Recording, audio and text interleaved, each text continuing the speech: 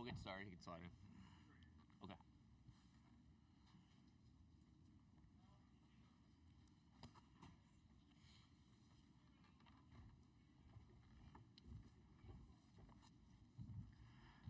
All right, welcome back to the interview room here at Rocket Arena and the 2025 NCAA Tournament. We're joined now by the Alabama Crimson Tide, 80-66 winners over the St. Mary's Gaels to advance to the Sweet 16. Fellas, congratulations.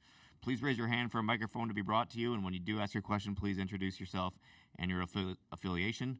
Coach, we'll start out with a quick opening statement, and then we'll go to questions for the players first. Yeah, I mean, that's a tough team. We knew they were tough. You know, we got up on them 13 at the half. We knew they weren't going to go away. You know, they came out in the second half. They were scoring on us a little too much. You know, I thought our guys, though, did after they made a little run there, I thought our guys answered it. You know, we played well on the offensive end. For most of the game, we had too many turnovers. You know, they had 0 turnovers at the half. We were able to turn them over 6 times in the second half, which was big, helpful. We were up 10 on them on the glass at the half, and they're the second-best offensive rebounding team in the country behind Texas A&M. We've happened to play both of them. Houston's obviously up there too, but you know, I thought our guys did a really good job. You know, Cliff had 8 defensive rebounds. He had a double-double, 11 and 10. I thought our guards did a pretty good job finding them.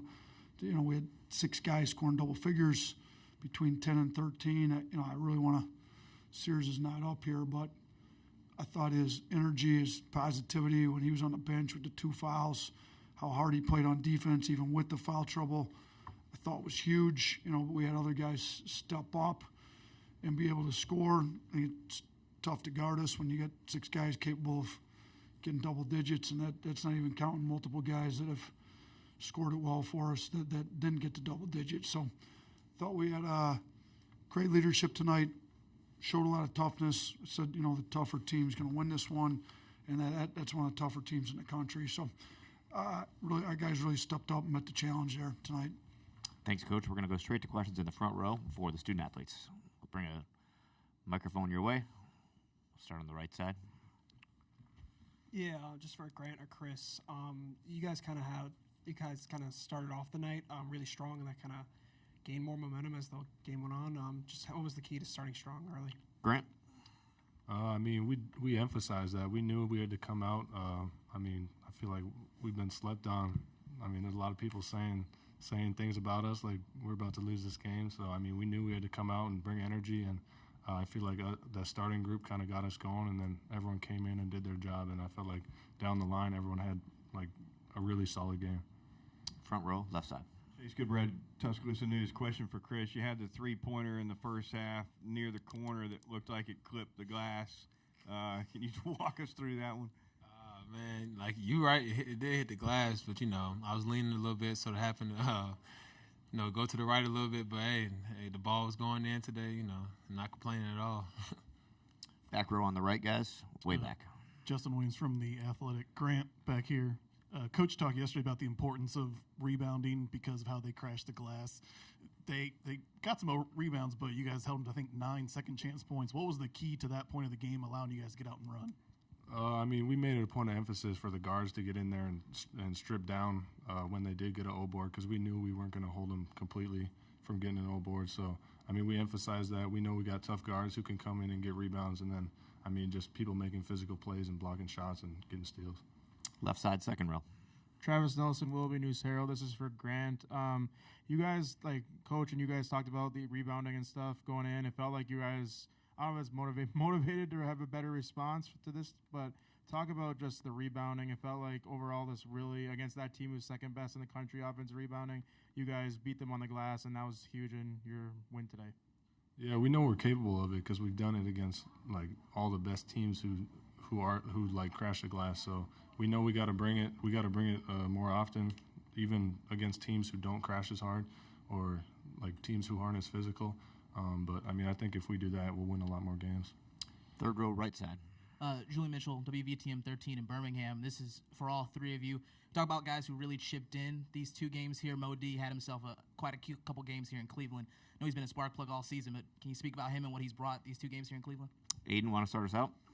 I would just say he's brought straight toughness and just hard playing. he been hitting some threes too, so which have been big for us. So just shout out to Mo, man. That's my boy. He's been playing really good these first 2 games. We'll go down. I'm sorry, Grant. Yeah, I've never seen him hit like a off the dribble step back 3, so that was pretty cool. But I mean, he's just been playing hard. He always does, so it's good to see shots fall for him. And Chris. Yeah, like all season, Mo's been, a key to our winning, our success all season. You win championships with players like Mo because you never know. Like, he hitting threes tonight, and next thing you know, he might get 6 offensive rebounds in 7 minutes. So, like, Mo, like, we depend on Mo a lot for, other than just scoring. You got rebounding, steals, all the, the blue-collar plays. So, Mo's been the key to our success all season. 4th row right side. Yeah, guys, Michael Bevan with the Akron Beacon-Journal. Getting back to the Sweet 16, where the program's been here, just what do you think about the experience and what's going well for this team heading into the second weekend? Aden? I would say I don't think we've played to the level that we are capable of playing these first 2 games. We've been fortunate enough to come out with 2 wins, but we got to turn up this 3rd game to come out with a win in the Sweet 16. That's what I'd say I feel like. Anything else for the student athletes? All right, thanks, guys. You can head back to the locker room. Congratulations. We'll continue here with Coach Oats for about 7 more minutes. We can go right to the front row, Coach, on the right side. Let's get a mic up here, guys.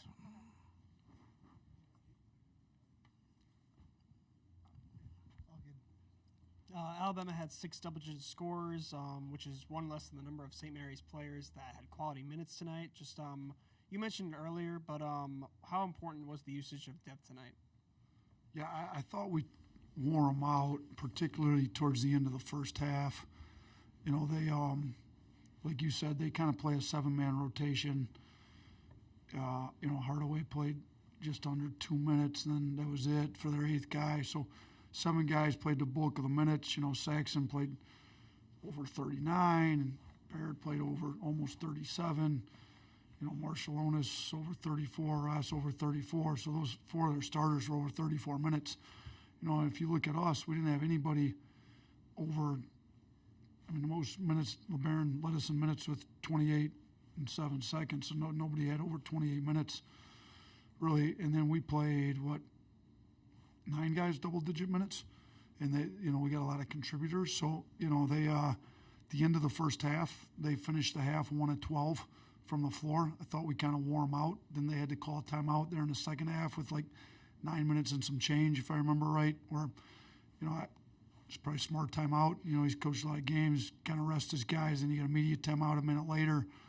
I thought we were able to get into their lack of depth a little bit. And with the pace that they typically play, I don't think that ever really affects them. But, we looked at possessions. I think the last time they had a 70, I think they've only had 2 70-possession games all year. And one was against a non-Division I, one was against Akron, I think the 3rd game of the year in November. So we were able to get it to 70 possessions. Not 80 like we like to get, but against a team like that, you're kind of winning the tempo war if you can get it to 70. First team to score over 80 on them and over 100-plus games. So I think our depth, our tempo did get to them, but, man, they're tough. They're physical. They end up with 15 boards, which is way too many, but, their offensive rebounding rate was 36%. It's a lot higher than what we wanted, but they've we ended up winning the second chance point. So I did tell our guys going in, just because you give up an board, there's, like in our practices, we'll give points for boards. There's no points for an board in a game. There's only points if the ball goes through the rim. So we're going to give up some boards. We're not going to pitch a shutout. They're that good. Once we give up an board, we got to get stopped. So, Chris Youngblood got in there. He got that steal late. I told our guards, we got to have all you in the mix. We need you getting rebounds. If they get it, we need to have you stripping their bigs after they get it. LeBaron ends up with 3 steals, 6 defensive rebounds. Can't say enough about our guards making tough plays, I thought, helping rebound. So thought we did a good job with some of that stuff. Left side, Coach.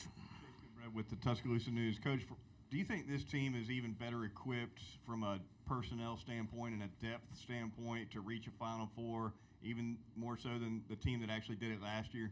Yeah, for sure. We're definitely deeper with more guys available. I thought Darian Reed was great on Friday. It didn't work out to play as many minutes this game, but we literally have 10 guys. I'm comfortable playing double-digit minutes. Grant Nelson was hurt. We got away without playing him hardly at all.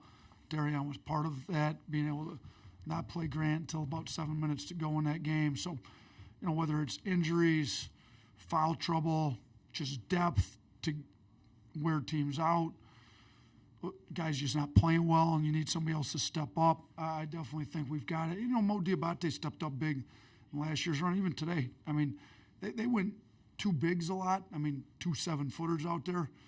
So he didn't play as many minutes maybe as we normally would have liked him to do, because we played Aden, Sherrell, Cliff, and Grant a lot of minutes. And like Aden and Cliff don't really play together much. Tonight we did a lot more. So most minutes weren't what we'd like to get him. I'm sure they'll go up moving forward. But shoot, you look at what he did in 15 minutes. I mean, he had 10 and 5 in 15 minutes. So, we've got guys that have efficient games too. Like Darian Reed scored 9 points in 10 minutes or so on Friday, whatever it was. I think guys are able to have efficient minutes and play efficient in their minutes, which I think is big as well. Way in the back on the right side, Coach.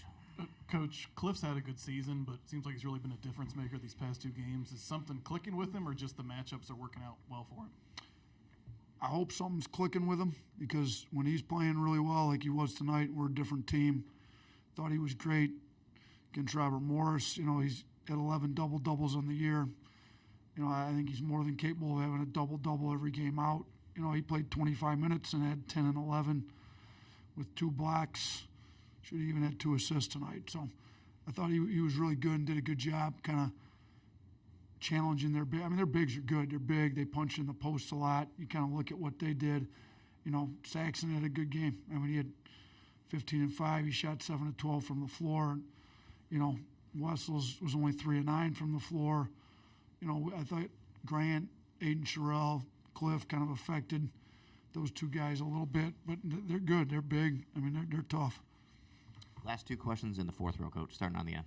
Nate, Chris East from the Akron Beacon-Journal. I know you're still sort of in the moment, soaking up this win, but the last 2 games have been really defensive-minded, physical kind of teams that you faced. But now you're going to face BYU in the Sweet 16, a team maybe a little bit stylistically like you guys. Is sort of, you kids almost find it refreshing after kind of going through kind of a grind of these last 2 games to see a team that's maybe stylistically a little bit more like you guys? I mean, they're definitely way more stylistically like us, like you said. I've actually gotten to know Kevin pretty well. I've gone to the Suns training camp a couple times when Monty was the coach and he was the assistant there. And he's great. I've kind of been interested to follow him as he got into college. He's done a really good job there. I've watched him a little bit here and there, but I haven't dove in totally. I don't know that I want to say it's refreshing to go against somebody that plays like us, because I think we're really tough to guard. And we've led the country in scoring the last 2 years. I don't think anybody's saying it's refreshing to play Alabama, whoever's running the defense for the other team. So, I mean, in a way, maybe it's not such a smash mouth game, like not playing football out there like some of these teams, but they're not easy to cover. He's running great sets. They've got shooters all over the place. They're good. So we're gonna have to really lock in, and coaches are gonna have to really do a good job getting our guys ready, and then our guys are gonna have to execute whatever the plan is that we decide to put in, and we're gonna have to make adjustments to it, because I'm sure he'll make adjustments. So, I'm looking forward to playing in the Sweet 16. It's great. It's the first time in school history we've been to 3 straight Sweet 16s, but I would not use the word refreshing to play against an offense like BYU's has. It's probably not the correct word. Right. 2 seats now. Ashley Bassett, Cleveland.com. Coach, what do you just think about that connection that Mark and Cliff had on a couple of those alley-oops? I think he's leading the NCAA tournament right now in dunks. And then for you and Mark to continue your winning in Cleveland, we talked about your amazing career records here. Just continuing that. So I think Mark's 6-1 now here in Cleveland, right? 11-1. And I'm 11-1. I've been here a few more times than Mark, so I had more opportunities than he had. No, I mean, I thought Mark played great. I mean, it's he doesn't get in foul trouble much, so it's a little tough with him getting in foul trouble. That's why his minutes were down. 26 minutes. He's usually over 30, but I thought he kept his attitude great. We pulled him in, took him out, played him. I think he's been looking for Cliff. He's finding him. He really just cares about winning. Like a lot of the guys that can score it at the level he can score it at, get frustrated when they're not scoring. Mark's been moving the ball, just being a really good team guy here in Cleveland. So whether it's being in Cleveland or what, he's made 3 straight Sweet 16s as a player. So whether they sent us to Spokane or Birmingham, he's it's now 6-0 in the first weekend of the NCAA tournament. So Cleveland's been good to him. So is Birmingham. So is Spokane. So let's hope we can head to Newark and play as well as we did in LA last year, because that was good for us as well. So regardless of where they send us, we got to play 2 really tough teams coming up, and we got to be ready for them. I thought Sears been great here this weekend. We need him to be great again next weekend. Thanks, Coach. Good luck in the second weekend. All right. Thank you. Appreciate it.